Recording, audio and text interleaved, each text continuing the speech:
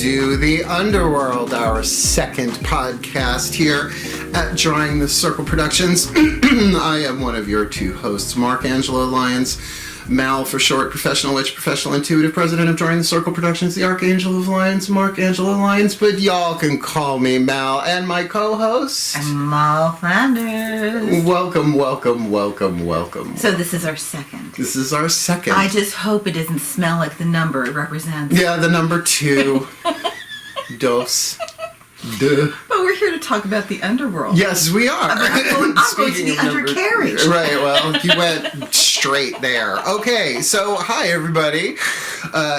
We decided for our second one, because we could have talked about tarot, we could have talked about baking, we could have talked about 10 million things. But certainly the imperative of the season in which we find ourselves in the astrology and all of that stuff. Well, it's just time to talk about the Underworld, isn't it? Navigating the Underworld in particular. Well, I think that we all have these experiences that we find uncomfortable. At least. And we avoid it. We avoid the talk of the Underworld unless you're on the spiritual path. Yeah, well, and there are different types of underworlds. There's the criminal underworld. We are not discussing that. I'm not touching any of that stuff. And, there's the sexual underworld of what goes on in the what we do in the shadows. And me as an herbalist, there is the gardening underworld of, what's going on in your soil. Mm-hmm. So there's other things. There's all sorts of definitions there for the underworld, but the one we're talking about here today really has to do not just with the world behind your eyes, which is your personal world, the subconscious mind. Right, well, let's do this real quick. Let me teach for a hot second, because you can't stop me. Right, we've got the physical world, we've got the mental, emotional world, we've got the spiritual world, 3 levels of power. But we also have the conscious mind, the subconscious mind, and the unconscious mind. Now, may I wax poetic about Greek mythology? Wax away. Okay, so in the Titanomachy, do you remember the Titanomachy? It was a long time ago. I read it every day. I was there. It's a part of my recipe book. Is it the Titanomachy? It's delicious. It is the war between the Titans and the gods. It's when essentially Kronos and Rhea had a bunch of kids. He kept swallowing them. She got sick of that shit.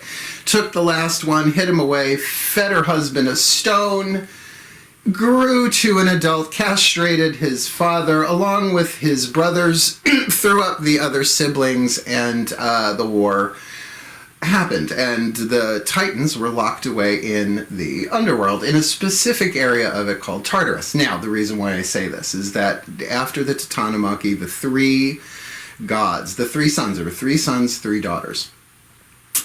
They divvied up the land. They divvied up who got what, right? And they divvied up the Titanomachy oysters. Which with a little vodka and some salt. Oh my god, it's so good. It goes down your throat like liquid velvet. Like God. Vada. Like Vada. I fucking love oyster shots. You have no idea. People are like, ew, that's gross. Ew, they're parasites. I'm like, not in the amount of vodka I put in there. There's not little drunk parasites. They're glad to go down my throat. So many have been. Oh dear God. This is what you do to me, woman. I don't know what you're talking about. Yeah, of course you don't. The coffee's wonderful. Come over for a cup. Well, she's not bitching and moaning like she did in the first podcast, because I actually made really good, really strong coffee. You know what? It was like my eyeballs were vibrating for hours afterward. Yeah, well, it's pain. I had that. Who played Dracula?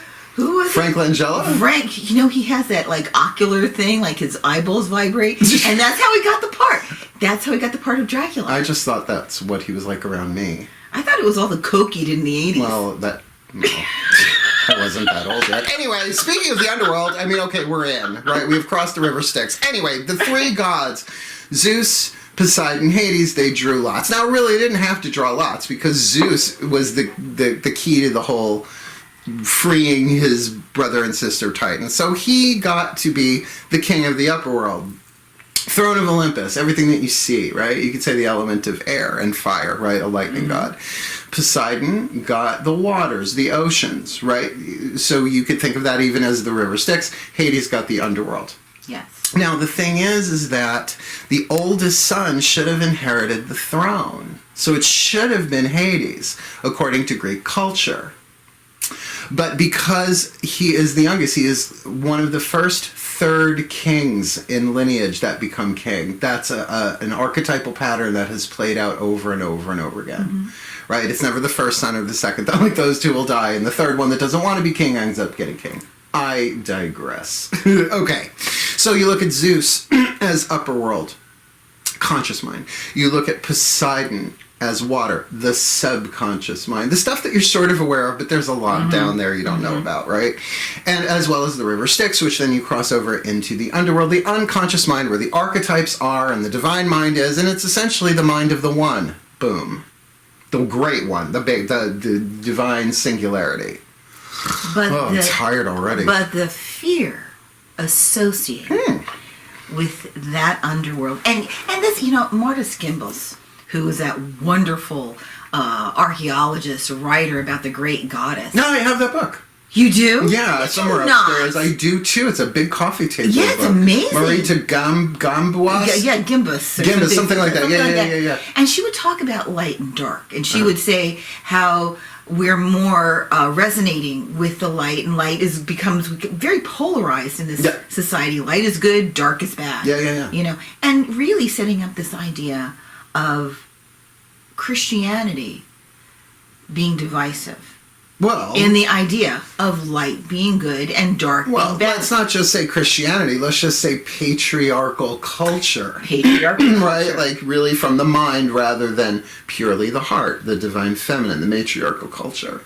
So, yeah, that's why we repress a lot of emotions, because the mind says, the ego says, the personality says, culture says it's unacceptable. We push it down through the river Styx and down into the underworld it goes, where it has power over us. And there is a great, it's a documentary, The Shadow Effect by Debbie Ford. Oh, I've never seen that. Well, Debbie Ford, no longer with us in this world. She has crossed over. She crossed over a while ago. Hay House author, but brilliant. I mean, brilliant writer, and dealt a lot with shadow work. I won't say she was my introduction to shadow work, but we should talk about shadow work today, absolutely, because there's the shamanic aspect, there's the Jungian aspect, there's the Freudian, there's so many different ways. 40 years ago, I studied with a shaman in Cape Cod. Right. And that was something we dealt with immediately. Was that Michael? No, not that guy. No. I can't remember his name. No, he was sorry, interrupt. Native American, but adept in the Gurdjieff work. Okay. The fourfold way. Gotcha. So, but we dealt with the shadow work, and when you do that kind of journeying, that kind of spiritual journey, you receive a name, and my name was encased in shadow. It was all about shadow because I was in that dark place. Yeah. And sometimes when you're in the dark place, you get the most information, the most acute information that you need to navigate your life. Oh, absolutely. That's exactly what it's for. So here we are at this time where the divine feminine is rising, right? The rising tide of the divine feminine, all that emotional stuff, all the spirituality, the intuitive stuff that's been repressed for generations, centuries. The underworld is calling, and a lot of us are going inward. And that's the thing, to consider the underworld only hell. Hell, original translation, means a shallow grave, and it's anything but. Yeah. See, to the Greeks, when you died, these are the mystery schools of Eleusis, and the Elysian Fields and all that stuff. This is my bread and butter as a mystic. This is how I see it. So you croak, right? You spend your time up with Zeus for a while in the upper world. You play your role. You have these emotions, these things that you do. Sometimes you channel the emotions. Sometimes they channel through you in ways that aren't so great. At the end of it, you croak. Everyone does. Hades always wins. He gets everybody. Yeah. He knows everybody. He's got all the stories, too. And all that wealth underground, I think he's the god of wealth. I mean, really, he's the god of wealth. All that hidden shit under there. Anyway. So we get there, and we are sorted. If you are there, at the right time, Persephone is there with the torch. I know her. She's great. Mm-hmm. She's great. Her and all of my gods and I have a very intimate relationship in that sense. And it's not that you're judged. It's just you reflect, and you look, and you say, well, look, Tartarus, what really, if you're going to call something that torture pit of hell, but it's reformatory. It's a crucible. It's a furnace. It's a purificatory thing. In other words, there's a rehabilitation plan. right? It's not about eternal anything. It's about it burns away that which you no longer are. But for those who really did their best, you go to the Elysian Fields. And the Elysian Fields are not heaven forever and ever and ever more. It's where you grow young. So let's say you lived 50 years old in this world. You cross the river Styx, you get put into the Elysian Fields, and then for 50 years you grow young until you're a baby soul and ready to go back again, in a sense, right? And so there's the cycle of life. There's the unity. There's no real separation, any break in the cycle. So shadow work, if you want to call it that. The reason why I referenced Debbie Ford before is it's sort of like The Secret in that way, like that those spiritual documentaries we had to sit through and endure through the early tens of this century. She has this woman swimming in an Olympic-sized swimming pool holding down beach balls. Now, you can hold down one beach ball underwater for a while. It's fine. It's one of my favorite things to do as a kid, kind of like bobbing around, doot. Sorry, Bob the drag queen, didn't mean to rip you off there. But you can't hold down 6 for very long. Oh, you can do it. You can do it. You can hold down 6 maybe, but the moment you're distracted, it comes up. So that's shadow possession. To me, that is called shadow possession, when the unhealed pain and wounds and repressed emotions, not even repressed emotions of necessarily painful emotions. I've had emotions come up for me of inappropriate joy. Church giggles.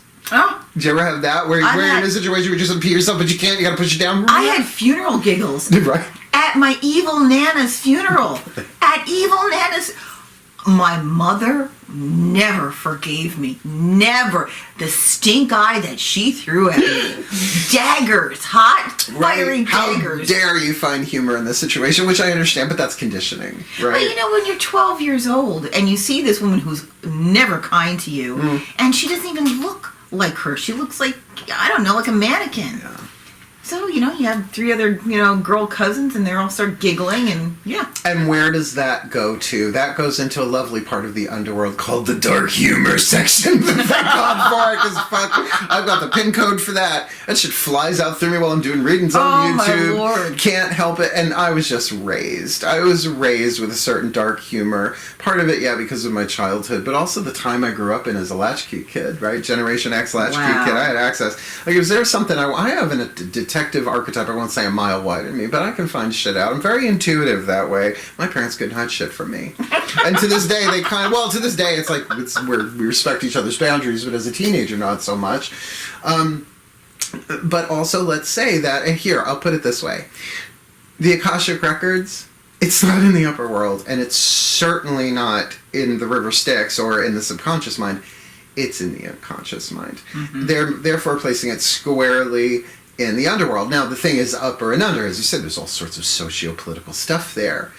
So the idea of the hero's journey taking you into the underworld usually leads people to the conclusion that they've done something wrong, when actually they're doing everything perfectly right. It's time to alchemize the lead to gold in your system, and to things that bind you and possess you, really, seriously, like your pain. But then if you're an empath, the empathic piece on this is gigantic. The more people I feel like who are really into doing shadow, or into doing, like it's a hobby, where there's no other way out but through. There's no other way out of the underworld but through. Then you are helping clear stuff, let's just call it stuff, in the collective unconscious of not just humanity, but all of life. About 25 years ago, maybe a little bit longer, a book came out called a children's book, We're Going on a Bear Hunt. Oh, bear. Yeah, I've been on those. Cherry Grove. Fuck. Just dab a little chopped meat, little meatloaf mixed behind your ears. I do like a bear. I do. So anyway. Hey, boo-boo.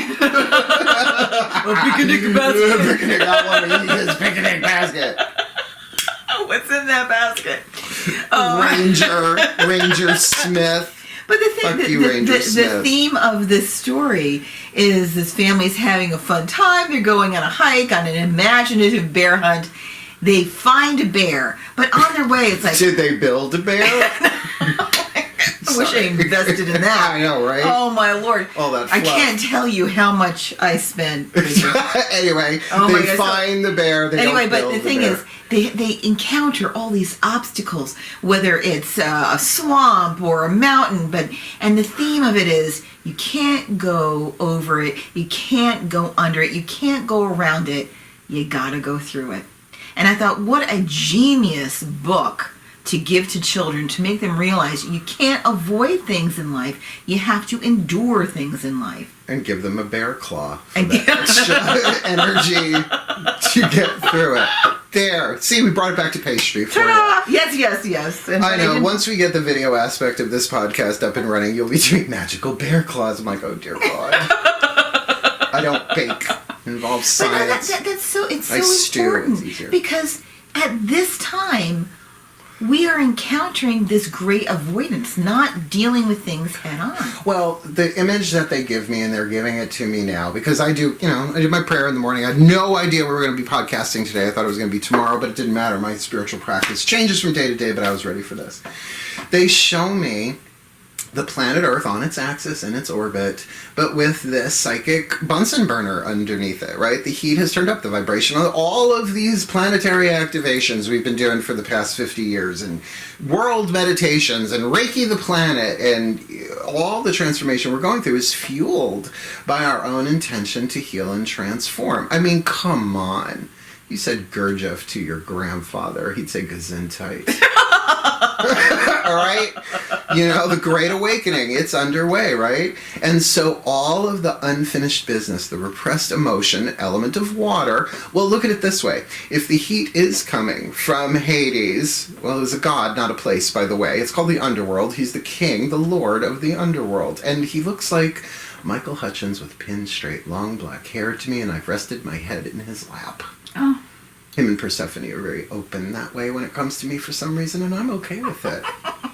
He's lovely. But I wanted to bring back the idea of the Bunsen burner, and I was thinking Okay. about, we've had this conversation. But just remember, boiling to the top. No, That's no, the no, point no. of it. We've, that I'm getting at. we've Yeah. talked about coffee and how, what is my preferred way? Percolator. Percolated. Convection, convection, bringing it up to the top. This is what we're percolating. We We're are percolating. alchemizing.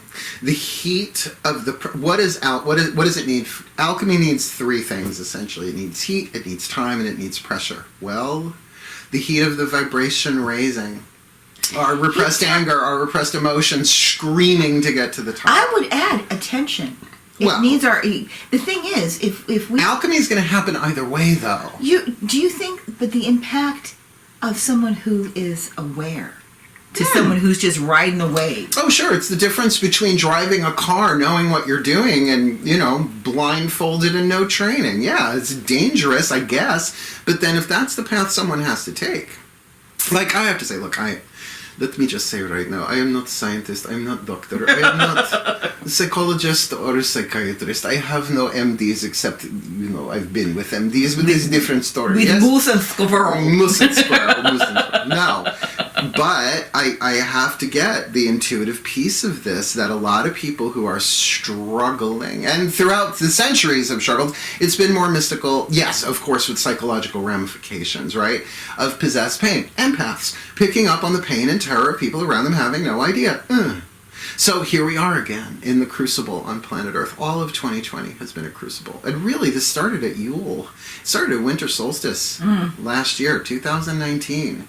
Really, if you look... It feels like a million years. Well, and we are in this last leg of Samhain, right? Which is the Underworld, which is that period of death between Samhain and Yule is the dead. We're supposed to be resting. We're supposed to be doing exactly what we're talking about today, the shadow work. In other words, the fields have been brought... Everything in the harvest has been brought in, right? Winter's coming. Settle in, sit around the fire, and reflect. Yeah. Embrace, finish what has yet to be done, and look over the past year. At Yule, we start over again. And so that idea of things being boiled up from deep inside the collective unconscious, up, crossing the river Styx, into our lives, into our culture, into every energy field. Yeah, it's the shamans. The underworld is all about shamanic descent. And shamanic descent, soul retrieval, all of that stuff. And again, psychotherapy, rebirthing, Gurdjieff work, EFT, it's all the same alchemy. Do you remember Northern Exposure? Barely. I remembered the cute guy on it. What was his name? John Corbin or the John Corbin. Oh my God, isn't it? Oh my God. There was that young, supposed to be that young indigenous guy that was called to be a shaman. Yeah. Oh, he was cute. He was adorable. Did he have long hair? Yes. If he had long hair, then I thought he was hot. Oh my God, If he's a bartender with long hair, I definitely think he's hot. If he has a neck tattoo, marry me. But does anyone remember the scene where he's supposed to go through this trial to see if he's meant to be a shaman, and he has to sleep on the ground with his hand in the earth? Yeah. And he wakes up and there was like some moss growing or something was in his hand. He had some kind of greenery in his hand, which was a sign that he was chosen for the path. It's not something you can buy on Facebook as a jaguar path. You're chosen. It's not because you're a middle-aged woman. Are you throwing shade at Lynn V. Andrews? I don't know what you're talking about. Okay, the kitty cat path of shamanism. Hey, don't fuck with Hello Kitty. Her followers are legion. They will come for you in your sleep. That's it. Yeah. Hello Kitty shamanism. Blessed be. To each their own. I'm not going there. Millennials fucking love me. I'm not turning on them. You're going to agree with me, aren't you? I'm going to get some... She's talking to the microphone as if you were in it. We're sitting in my living room. Be on my side, okay? Fully made up. With my new cat eye glasses. Work it, girl. Meow. It's very... Are you going to edit that out? Yes, you are. Rank and file like you're Selena Kyle. I just twisted an Alaska Thunderfuck lyric. Oh, well. So, the sacred calling of being a shaman, and even if this is not a career path, it's not an easy career path. Spending so much time in the dream time, you never really get a break. Which is why I won't claim the name shaman. I'm a witch. Big difference. Yes. Anyway, please. But the idea of shaman is we are all called to have our personal spiritual journey. I mean, what was it, the Pilgrim's Progress? What was it by? No idea what you're talking about. We're talking about books, Christian books that were written 600 years ago. Totally thought that was a product. Try Pilgrim's Progress for your Mayflower.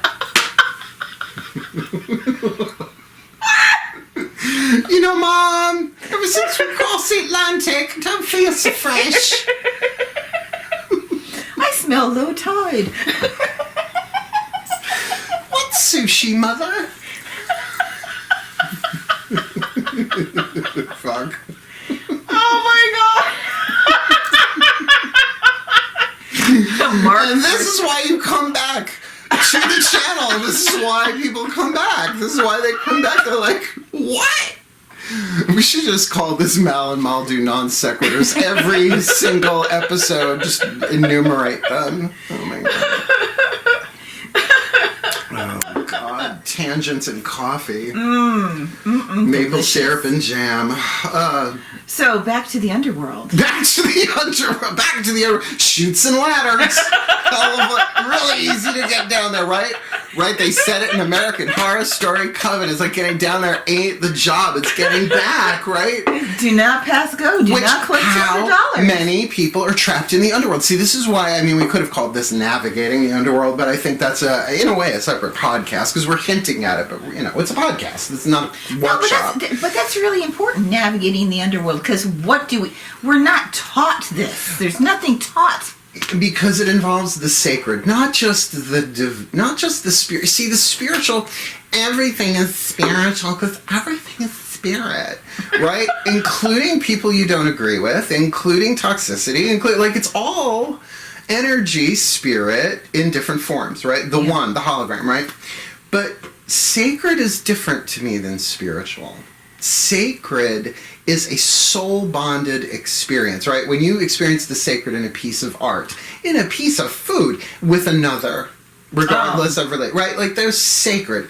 There is sacred, and of course, throw a little profane in on the weekend. I'm good for that too. I can alchemize that shit come Monday morning. You watch. Just so those of you who don't know Mark, it is an e-ticket at Disney World. Oh my God. Who have you been talking to? I don't do E. Not since the 80s. That's what we called it back then, E. Our little code words. Oh my Lord. It's snowing in July. The 80s. Anyway, speaking of the Underworld, right? Can I tell you when I used to be a card reader back in the clubs in Boston, 1980, 88, 89, around there.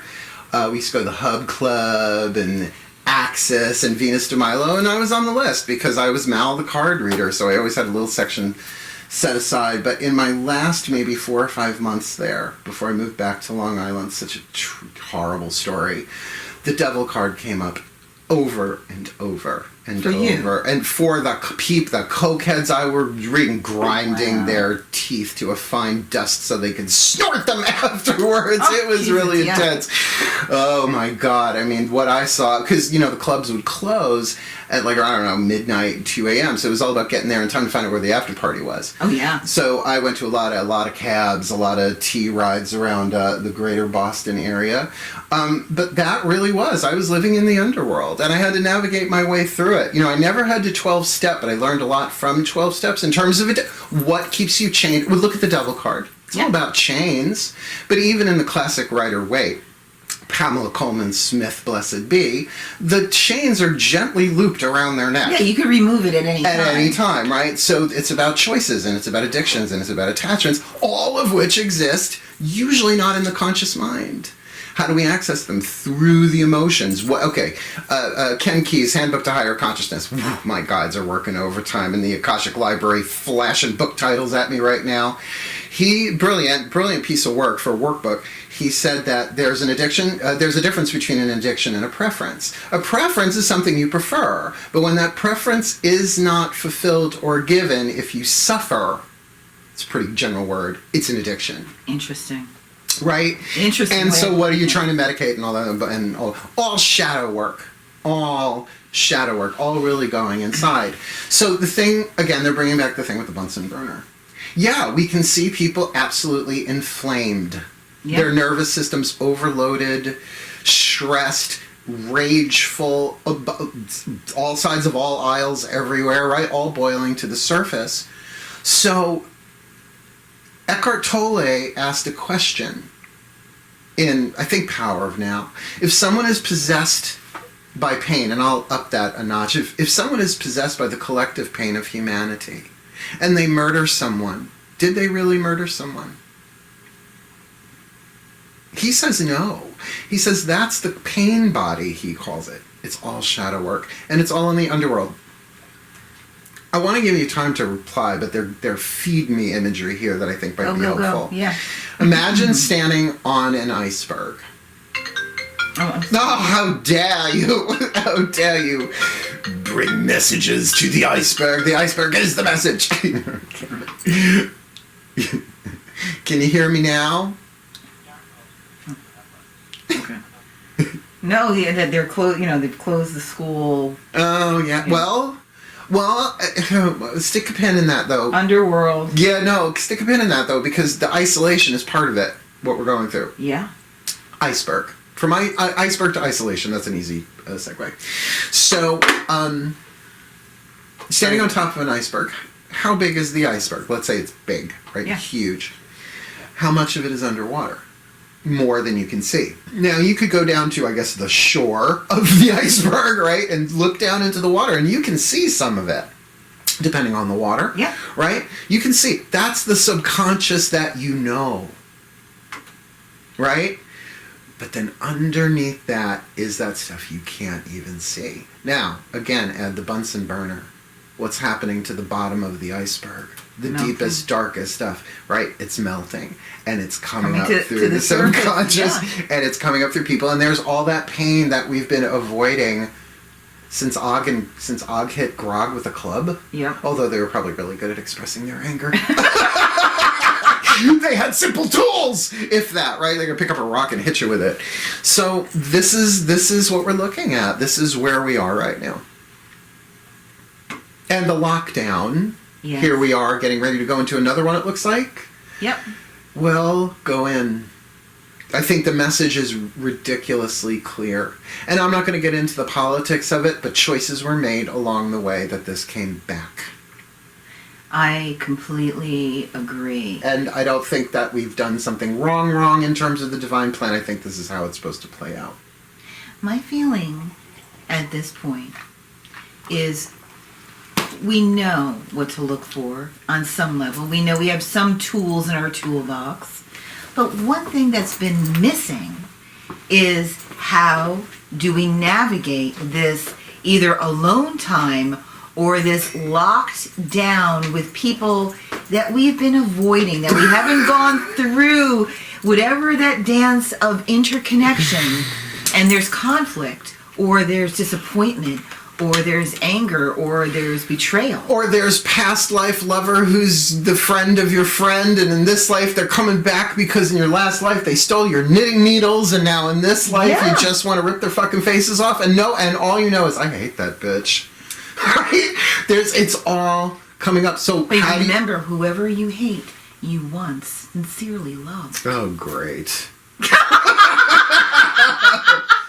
Oh, Vafango. Oh, Vafango. But no, that's what we have to look at. Passion, attraction, that it's dynamic. fire. Yeah. So you say, well, how do we navigate it? Well, to each their own, honestly. Highly individualized curriculum for every child of the divine according to the Course in Miracles. We all have our ways, but we got to be willing to play the game. Because the game's afoot, whether we play along or not. We're going to get dragged through the underworld. Or we take up the hero's journey and say, all right, I'll be given everything I need, not everything I want. And when what I want and what I need are one and the same, the gods will provide. And that makes us stronger. That's the only way to go through a crucible.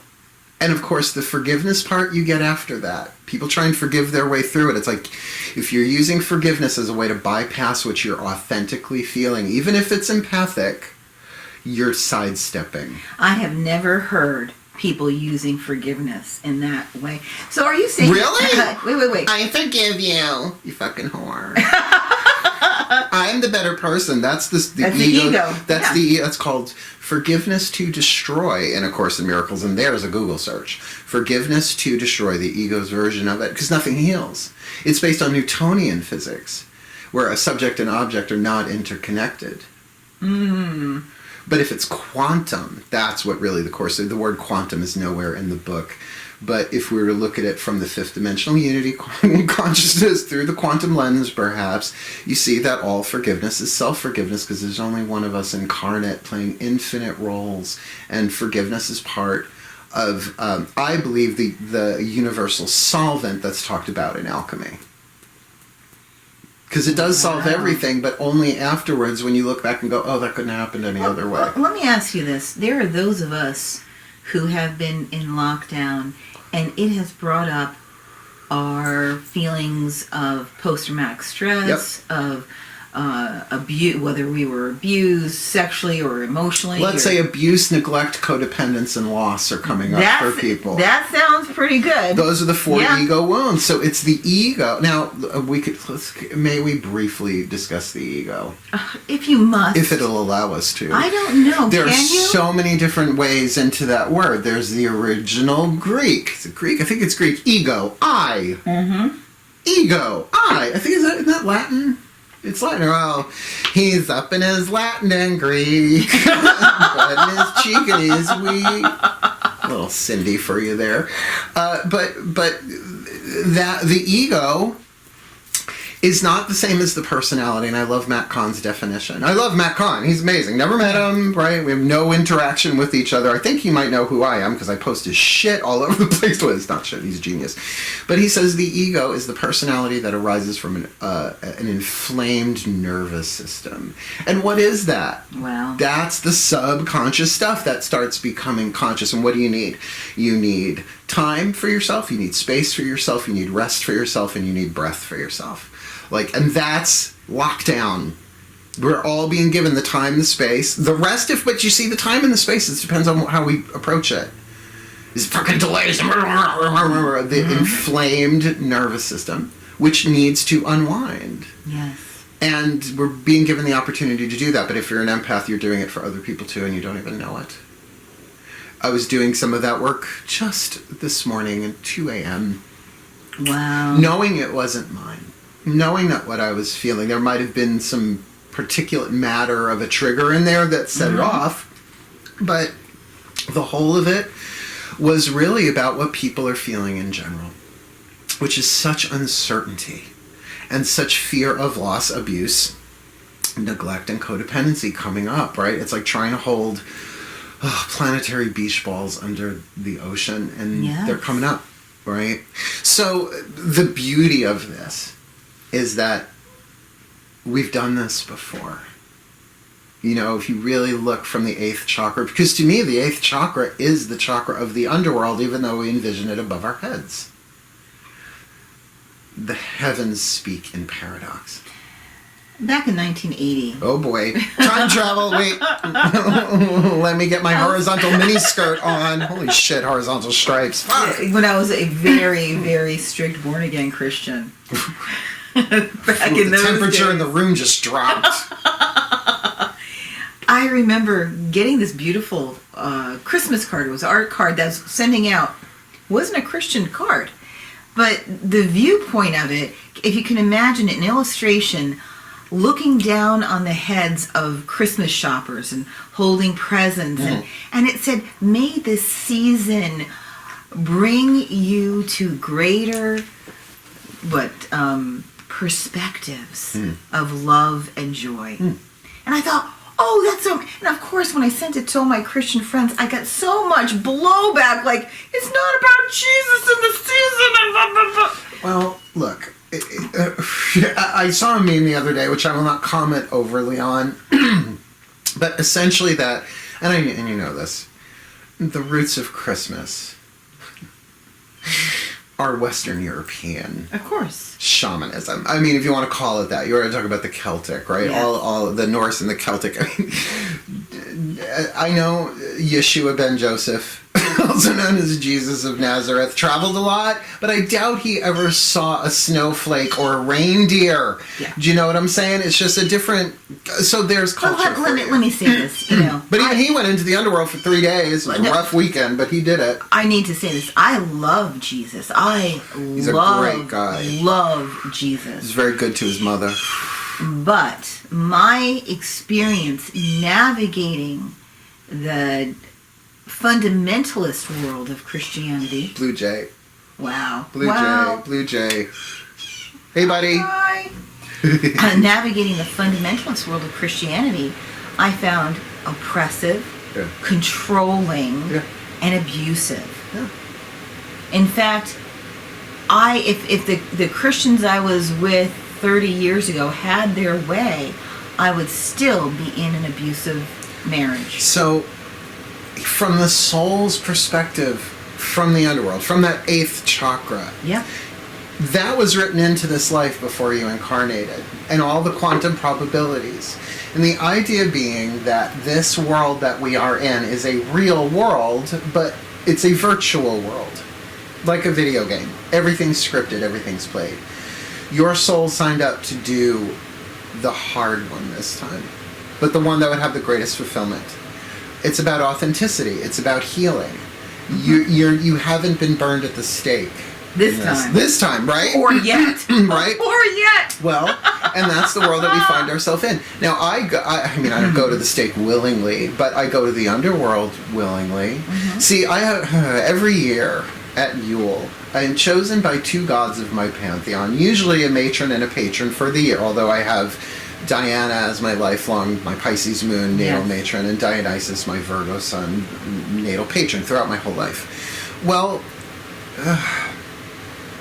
the guidance that I get as a result of that, the gods that choose me, are really as a result of what I do in Samhain. Really? How much I alchemize, how much I look back, how much I forgive in the sense of going, oh my God, that couldn't have happened any other way. That was written, that was scripted. I had a choice between fate or destiny. Suffer my fate or alchemize it into destiny. And I've been nailing destiny as far as I can tell. I'm better. I look younger than I did 10 years ago. What the fuck is going on, right? Alchemy, Absolutely. alchemy. What a beautiful man. I just need everyone who's listening out here. Jesus. He is such a beautiful man. Oh. And when he gives me his straight talk, oh my God. Well, I don't know what you're talking about, but I like what you're wearing today. You look good, girl. Whatever you're doing, you keep doing it. It just gets me. It gets me in that nerve. Oh my God. Did you do something different with your hair? It looks good. Whatever you're doing. You doing that Jane Fonda thing? It's working. You keep going. I got your back, girl. And now straight talk. Yeah, straight talk, right? Well, that comes from being raised by a family that does character voices for every fucking thing that exists on Earth. Spoons had each individual dialect. Oh no! God, I hope it's coffee and not that Hungarian goulash she thinks she makes. Anyway, it all comes out in the broth, they say. So, here we are. So here we are at this inflection point of planet Earth where fifth dimensional unity consciousness is established. Yes. Oh, it's grounded. It's here. It's just boiling away, right? Higher vibration, boiling away the third and fourth dimensional stuff, the physical, emotional, and mental baggage. And it's happening. And so to me, the Underworld, because to me, the Elysian Fields, I named my house Elysia. It's the spa section of the Underworld, right? Not to mention there's the grand palace of Hades and Persephone. I mean, gorgeous. Yes, yes. Gorgeous, gorgeous, gorgeous. The museums, the halls, the Akashic records. The Underworld is not to be feared. It is, in a way, our natural home. It's just we're so archetypally fused to the idea of it being about flame and torture and perdition that of course we're afraid of it, but that's where our hidden power lies. Now look, just basic alchemy. Lead and gold. Lead is an insulator. Mm-hmm. You want, Superman can't even see through it. That's some powerful shit, right? But what happens if you get lead in your bloodstream? You're gone. Right? Not a happy way.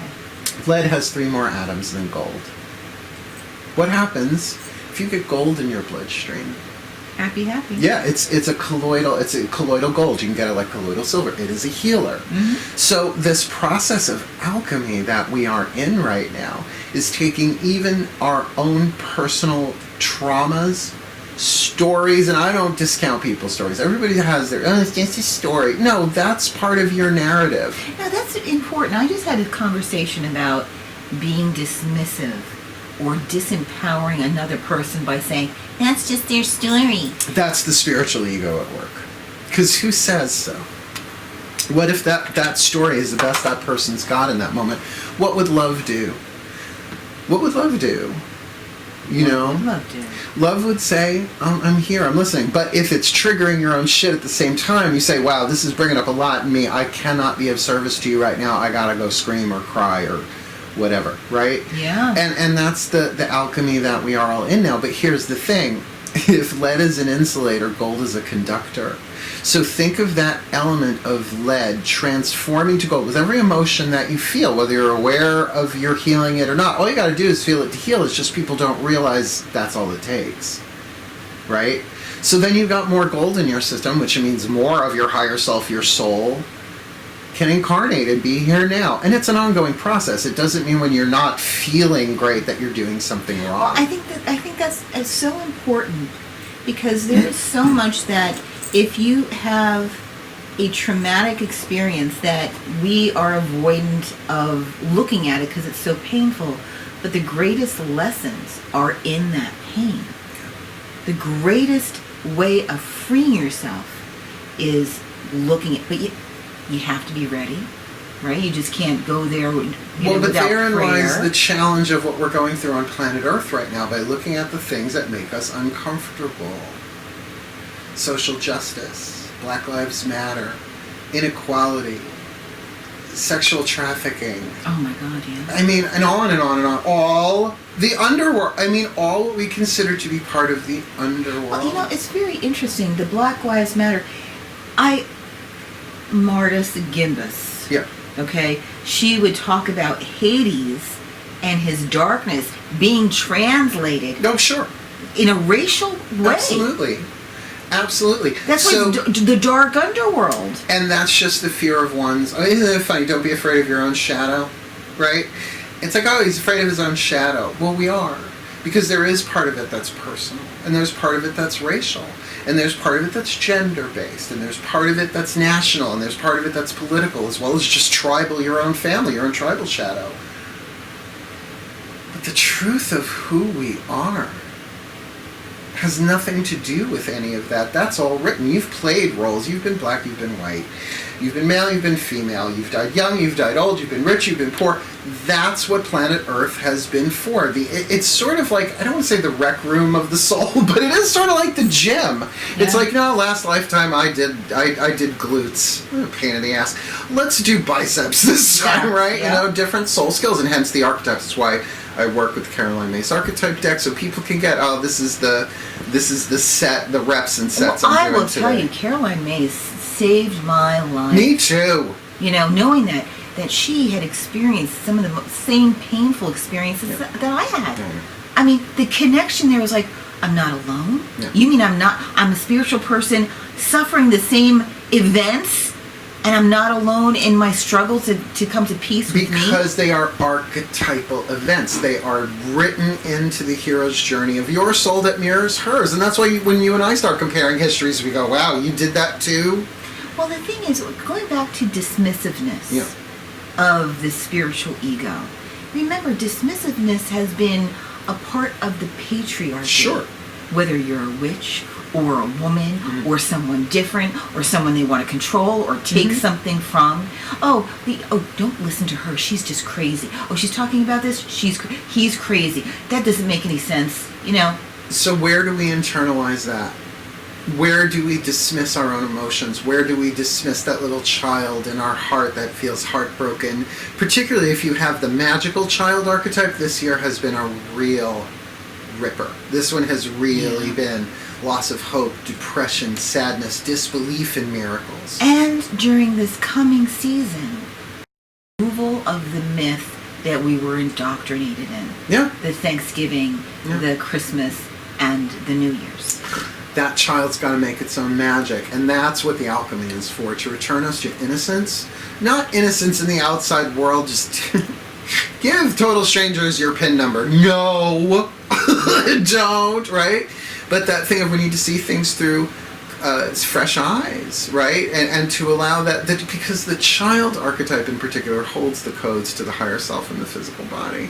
It is that love and that is that freedom, but I would rather die than allow someone or something in my life that would come to harm that child of my heart. And I won't say that's brand new, but I will say the witch is protecting the child. Like, you want to talk archetypally? Honey, I've got an Amazon in me, straight out of Themyscira, right? Bulletproof bracelets, a sword, razor sharp tiara, and a lasso of truth. You're going to come from my child. You want to get to know me. You want to see my innocence. I show my innocence every day on YouTube, the fun that I have. But that child has been through hell and back, into the underworld and back. I love that kid. He gets choice. He gets my love first. And that is self-love. How did I learn that? Through affirmations? Well, they helped in the beginning. Yeah. But by going into the underworld and giving myself the love that only I can. And that's not easy, but it has alchemized my life little by little, not all at once. It's not a weekend workshop, it's a journey. And that relationship with the inner child has so much to do with the underworld, because that's the eternal part of you. The child of the divine child, not just archetype, the truth of who we are. So what? Boom! There's my sermon for the day. I hope you enjoyed it. Pass the plate. But what? Those people that are listening to this podcast right now, what concrete thing, idea, practice can you say for them to do today, tomorrow, tonight, to help them navigate during this time? Get a bag of tea lights. They're cheap, usually. Yes. Right? Yep. What was it, like $10 for 100 tea lights at one point at IKEA, something like that? And you can anoint them, you do whatever the hell you want to do with them. But light one a day and spend at least the first 5 minutes of that lit candle in prayer, whatever way, shape, or form prayer comes to you, the candle being either a magic tool or a focal point, just to say, Mommy's lighting her candle for the next 5 minutes, whether you leave it burning all day and relight it the next, or, relight it the next day, who cares? But to really, every morning, I mean, by the time now I lay me down to sleep, it's too late. Yeah. Right? It's like every morning, God, Goddess, all that is, Zeus, Buddha, Jesus, Zam, Jaina, Fred, Wilma, whoever your pantheons are, work through me, show me what I need. My prayer is I no longer care about what I want to know. That was hard as a Virgo. I'm only interested in what I absolutely need to know. And not from the horizontal world that will come and go, but from the vertical experience of the divine, which comes from being in the underworld, clearing the channel, talking to the divine. It's not easy work. I mean, I've been at that door plenty of times where I was ready to leave. Mm-hmm. Pack it up. And I'll never forget, it was 2 years ago, Samhain Tide.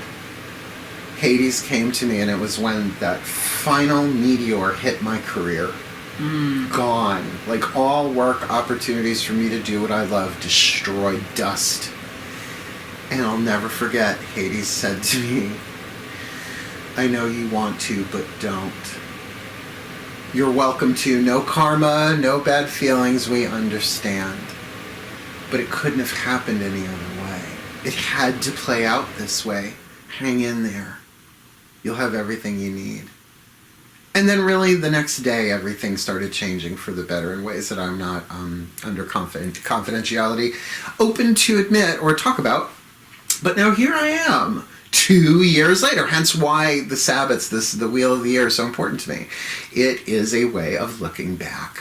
And now not just looking back at this past year, which has been Kloosterfook. Mm-hmm. Isn't that from IKEA? Yeah, he got himself a Kloosterfook. Yeah, I don't have the little wrench for it. It's an Allen wrench. Call it by his name. Alan! Do you know what I'm doing? Alan! Little. No. Some people know exactly what that is. Talking animals. But there it goes. My connection with the divine was made so much stronger through my time in the underworld that I literally spend a lot of time there. And really, every time I'm doing a reading, I got a foot in the underworld. I have my Akashic Record Library card reactivated. Everybody has one, but it's deactivated until you're ready to receive, until you're ready to do it. I just wanted to add a reminder. Yeah. With the lighting of the candle, there is a Jungian meditative aspect of when you light that candle, whether you anoint it or not, that you are the flame, you are the wax, you are the heat, and you are the wick. I am the sun, I am the moon, I am the song, I am the tune. Play me. My favorite! How did he know? He's an intuitive. He's a diamond. A Neil Diamond! Kneel before Zod Diamond. Hey, I love Terrence Stamp, okay? Love Terrence Stamp. Oh, my introduction, I had a thing for Zod. He had a Zod piece. Anyway, we should start wrapping this puppy up. Yeah, you got other stuff. You got food to go cook. I have videos to go make. Thank you so much for joining us. But let's end this with this little thing. Look, the underworld is always here. It's probably where we come from, really. So we will talk about this subject again in other podcasts because it's a little hard to avoid in the time that we're in human history. Agreed? Agreed. So the best that we can do right now is really be in support of each other and take the time to do our own healing, to navigate the underworld. And you said, what is the concrete practical thing? Sure, light a prayer. But then pay attention to the callings. Pay attention to the guidance that comes. The difference between Dark Night of the Soul and Shamanic Descent, because a lot of people have them confused. To me, they're not the same experience. Shamanic Descent I go through on the regular. Mm-hmm. Right? It's like die during the week, be reborn on the weekend, start all over again. Dark Night of the Soul is a very different experience. It is sitting in the palm of the hand of the gods and thinking you've been completely abandoned because your life has been fucked up beyond any way that you could possibly have fucked it up on your own. Yes. Where your identities are stripped away. I went through that. A bunch of them. It seems in this life. Not just shamanic descents. To me, those are... When the trap door to the underworld opens up, shoots! Down I go, I'm like, whee! because I don't know exactly where I'm going, but I know wherever I go. I don't need to know what's going to happen to know that I'm loved and supported by the divine. There it is. That's how I deal with my uncertainty nowadays. Yeah. I don't need to know what's going to happen to know I'm going to be fine. It's all going to work out. But a dark night of the soul is one of the most thorough spiritual transformations that sucks beginning, middle, and end, but there's nothing else like it. And not everybody gets dark night. Some people are in dark night and don't know it. Some people are trapped in the underworld and they don't know it. But I think the best that we can do, and this is going to sound so Hallmark card lame-ish, but do the best that we can to be as loving as we can. Fill our own cup first thing in the morning. Seek out what comes to you. In other words, you don't have to go through the entire library to find healing techniques. Allow it to come in.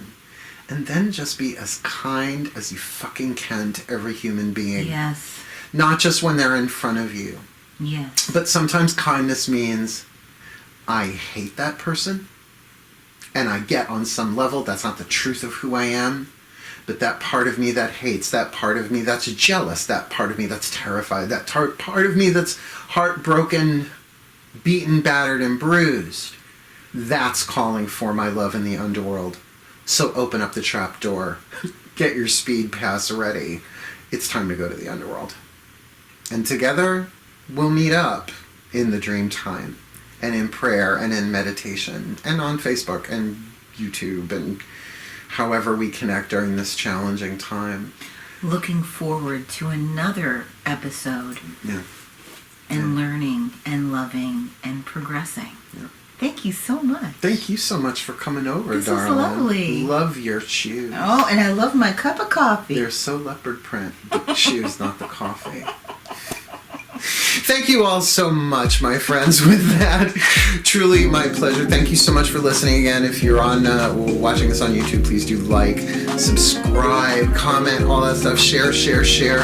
Otherwise, Moll, my darling, wishing you... And Mark, my dearest, wishing all of you... Say it with us twice to be doubly blessed. Hail, farewell, and blessed be. Have fun in the underworld!